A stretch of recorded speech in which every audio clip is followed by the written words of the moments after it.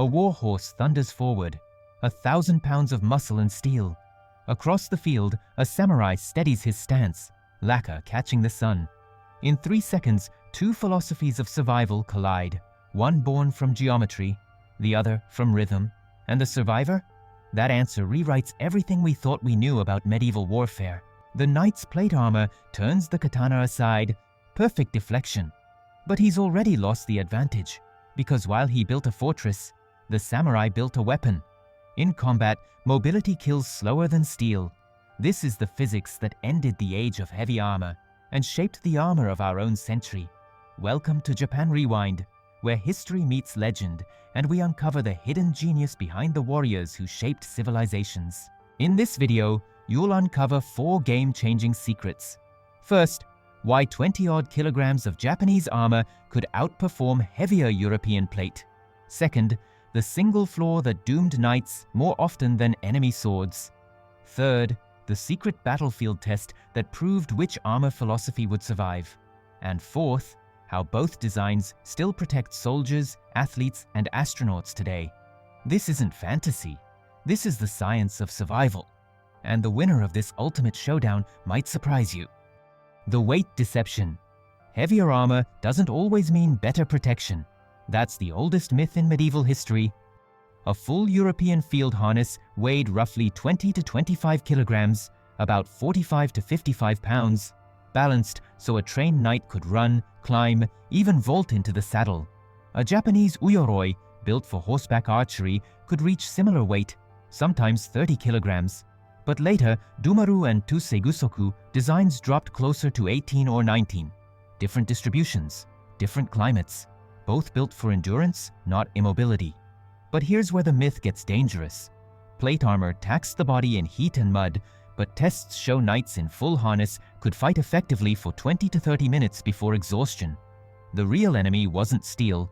It was dehydration, overheating, and the psychological weight of fighting blind. Japan's humid summers demanded something else. Layers that breathed, cords that could be replaced in the field, armor that could dry beside a campfire and fight again tomorrow. Knights built armor to absorb punishment, a cathedral of steel, curved to turn blows aside. Samurai built armor to deliver punishment, a living exoskeleton, flexible enough to strike, kneel, ride, and draw. Plate speaks geometry, deflect the force. Lamella speaks anatomy, distribute the force. Watch this in action. A knight takes an arrow to the chest plate. The curve sheds energy, and he lives. A samurai takes the same hit. Lacquer and silk cords flex. The shock disperses across hundreds of small plates, and he's already counterattacking while the knight regains breath. 2 different grammars of survival, both genius in their own language. The fatal flaw. Every knight feared the same nightmare, not dying in battle, but dying after it. Agincourt, 1415. Rain turns clay to glue. Armored men sink to their knees, shoulder to shoulder, trapped by their own weight and horses. The armor that once made them invincible now pins them in place for 30 agonizing seconds, an eternity in combat. They fall. They cannot rise. English archers finish them with daggers through visors and joints. It isn't that plate made them helpless. It's that the ground became their enemy. Protection met physics and lost. Now shift to Japan. A warrior stumbles, rolls, and rises again in seconds.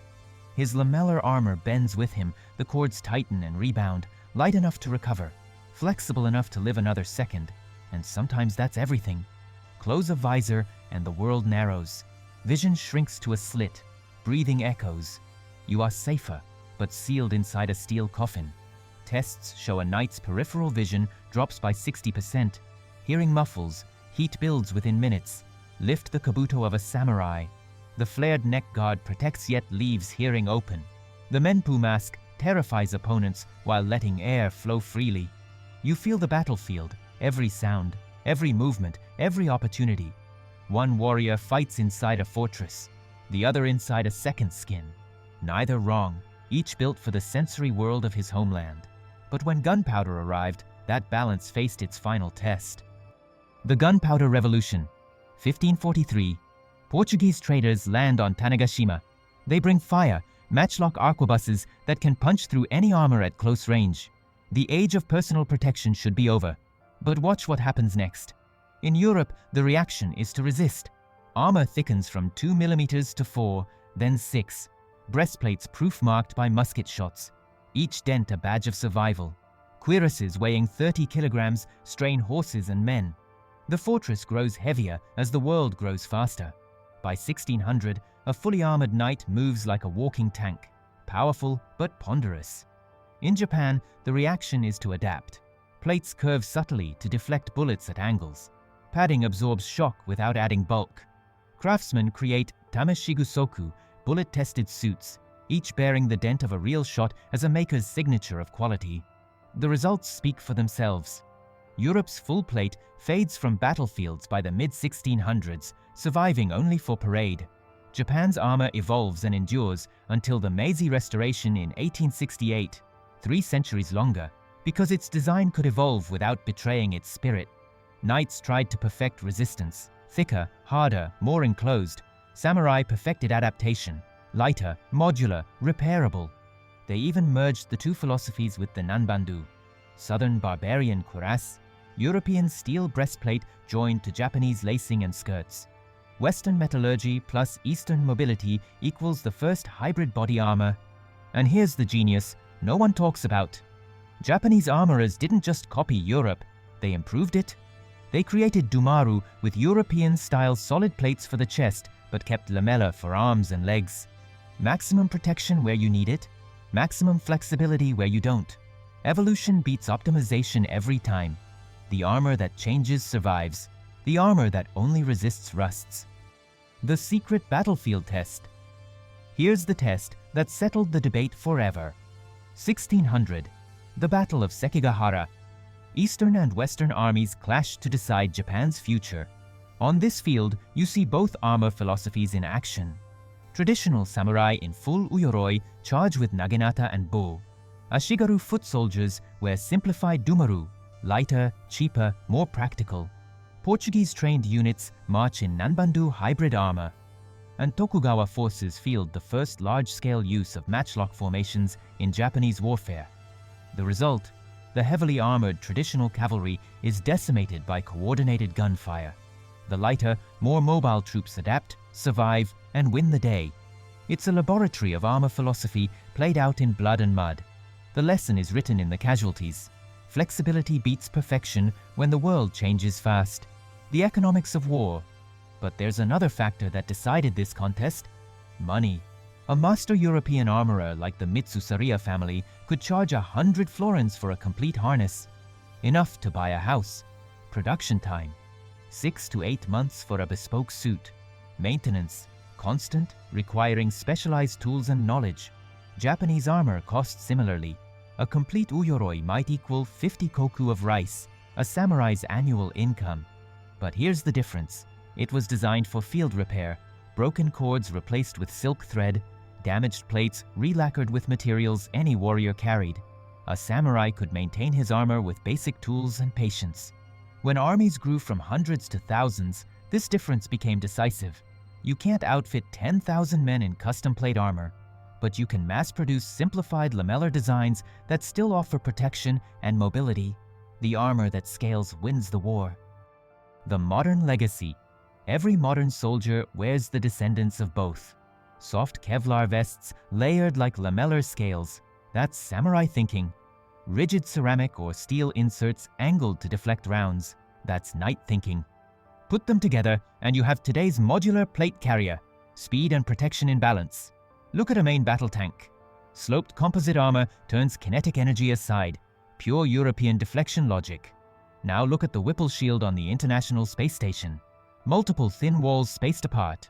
First layer shatters debris, second layer catches fragments. A direct echo of Japanese layering.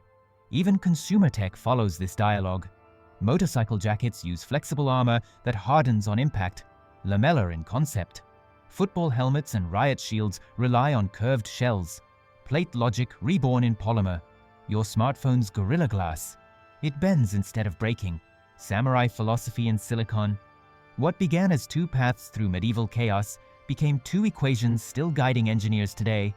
Hard outside, Soft inside, angle the surface, layer the core, deflect what you can, absorb what you can't.